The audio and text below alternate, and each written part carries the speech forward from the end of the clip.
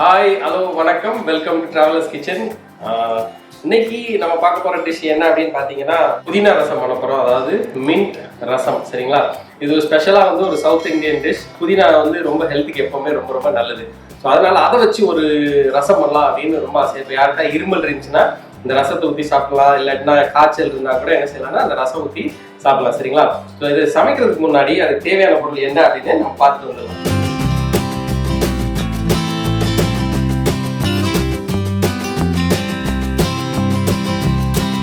So இப்போ வந்து நம்ம வந்து புதினா ரசத்துக்கு தேவையான பொருள் என்னன்னு பார்த்துட்டு வந்தோம். முதல் ஸ்டெப் நம்பர் 1 என்ன பண்ணணும் அப்படின்னு நினச்சிங்கன்னா, என்கிட்ட இருக்கிற 1 கப்பு வந்து இந்த புதினாவை எடுத்து வச்சுருக்கேன். அந்த இலையெல்லாம் எடுத்து வச்சுருக்கேன்.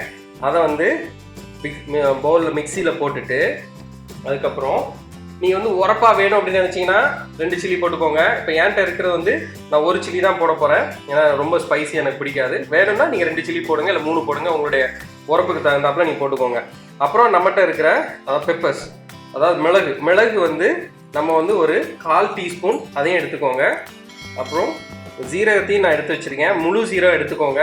அதை வந்து 1.5 டேபிள் ஸ்பூன் வச்சுக்கோங்க. 1.5 டேபிள் ஸ்பூன் வந்து மல்லி, அதாவது கோரியண்டர் சீட்ஸும் இருக்குது, அதையும் எடுத்து வச்சுருக்கேன். அது எல்லாமே ஒன்றா போட்டுட்டு கொஞ்சம் போல் இதில் வந்து தண்ணி ஊற்றி என்ன பண்ண போகிறோம்னா நம்ம பேஸ்ட் மாதிரி அடித்து எடுத்துடலாம். புதினா, ஜீரகம், கொத்தமல்லி, மிளகு இதை வந்து அரைச்சி வச்சுருக்கேன். அரைச்சாச்சு. இப்போ கொஞ்சம் தண்ணி ஊற்றி கொஞ்சம் பேஸ்ட்டாக அரைச்சி வச்சுருக்கோம். அப்புறம் ஸ்டெப் நம்பர் 2 என்னன்னு பார்த்தீங்கன்னா, நம்ம வந்து இந்த தாலை வந்து நான் ஊற வச்சு வேக வச்சு வச்சுருக்கேன்.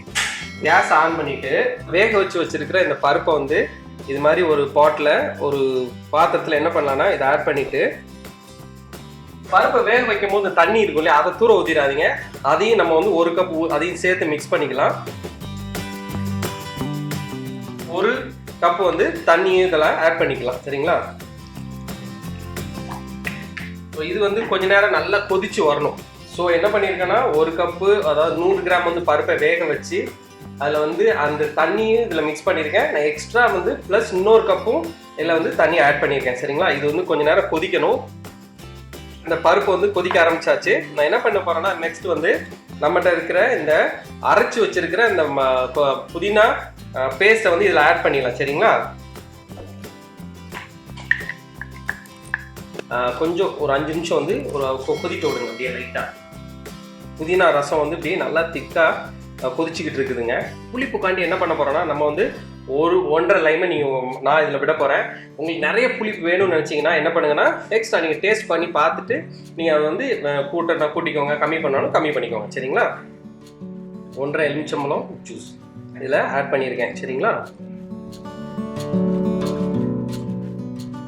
தேவையான அளவு உப்பு.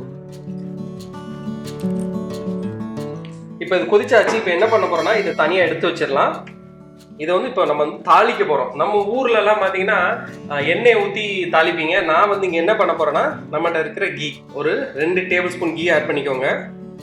சூடாகிட்டு இருக்கு இந்த கீ. என்ன பண்ண போகிறோன்னா, 2 வத்தல், 1/4 டீஸ்பூன் ஜீரகமும், 1/4 டீஸ்பூன் வந்து மஸ்டர்ட், அதாவது கடுகும் சேர்த்து இதில் போட்டுடலாம். கருவேப்பிலையும் ஆட் பண்ணிட்டேன்.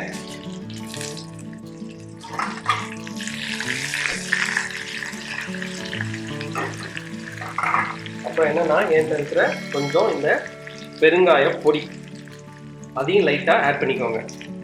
அது வந்து ஒரு பிஞ்ச் ஆட் பண்ணால் போதும். தாளிச்சாச்சு. நம்ம இந்த ஜீரகம், அந்த கடுகு, அந்த கருவேப்பிலை பார்த்திங்கன்னா ஒரு டிஃப்ரெண்ட்டான ஒரு ஃப்ளேவர்.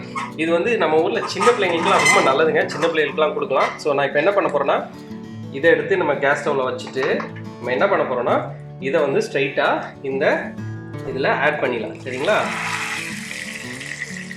ஃபைனலாக நம்ம என்ன பண்ண போகிறோன்னா, மின்ட் லீஃப், புதினா இலையை என்ன பண்ண போகிறோன்னா, இதெல்லாம் அப்படி மேலே லைட்டாக போட்டு விட்ருங்க.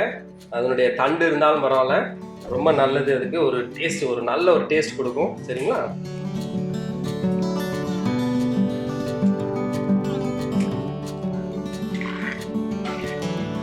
பார்த்தீங்கன்னா இது வந்து ஒரு செம்மையான ஒரு ஃப்ளேவர் வருதுங்க. சரிங்களா? இது வந்து ரொம்ப கொதிக்கக்கூடாது. நல்லா யோசிச்சுக்கோங்க. இப்போ என்ன தாளிச்சு முடிச்சிட்டோம். அதனால் ஒரு கொதி வந்த உடனே கரெக்டாக நம்ம ஸ்டாப் பண்ணிடலாம். சரிங்களா? இது ஆல்மோஸ்ட் கொதிக்க ஆரம்பிச்சிச்சு. நம்ம வந்து இப்போ ஸ்டாப் பண்ணிடலாம். ஸோ இது பார்த்தீங்கன்னா சின்ன பிள்ளைங்களுக்குலாம் ரொம்ப கொடுக்கலாம். ஏன்னா வந்து இது வந்து குட் ஃபார் ஹெல்த். அதாவது மின்ட் புதினா வந்து உடம்புக்கு ரொம்ப ரொம்ப நல்லது. அதாவது வந்து அதாவது இன்டைஜஷனுக்கு வந்து ரொம்ப யூஸ்ஃபுல்லாக இருக்கும். அப்புறமாட்டி சின்ன பிள்ளைங்களுக்கு வந்து நார்மல் புளி பிடிக்கலன்னா என்ன பண்ணுங்கன்னா இது மாதிரி மின்ட் ரசம் வச்சு கொடுங்க. அதெல்லாம் ரொம்ப ரொம்ப வந்து குட்டீஸ்க்கு ரொம்ப பிடிக்கும். இதே மாதிரி நீங்களும் உங்கள் வீட்டில் ட்ரை பண்ணி பார்த்துட்டு இது வந்து ஃபீட்பேக் கமெண்ட்ஸை கொடுங்க. இது நான் சாப்பிட்டு பார்த்துட்டு நல்லா இருக்கு அப்படின்னு சொல்லதை விட நீங்கள் உங்கள் வீட்டில் ட்ரை பண்ணி பார்த்துட்டு அந்த ஃபீட்பேக் கமெண்ட்ஸை வந்து என்னோட இன்பாக்ஸில் ட்ராவலர்ஸ் கிச்சனில் உள்ள இன்பாக்ஸில் நீங்கள் கொடுங்க. இந்த வீடியோ ரொம்ப பிடிச்சிருந்துச்சுன்னா சப்ஸ்கிரைப் பண்ணுங்க, ரொம்ப ரொம்ப பிடிச்சுன்னா ஷேர் பண்ணுங்க. டெய்லி பார்க்கணும்னு நினைச்சீங்கன்னா அங்கே இருக்கிற பெல் பட்டனை கிளிக் பண்ணுங்க. அப்போ தான் நான் போடுற ஒவ்வொரு வீடியோ வந்து உங்களுக்கு வந்து சேரும். சரிங்களா? ஸோ இதே மாதிரி நெக்ஸ்ட் வீடியோவில் சந்திக்கிறேன். Till then take care, see you, bye bye bye.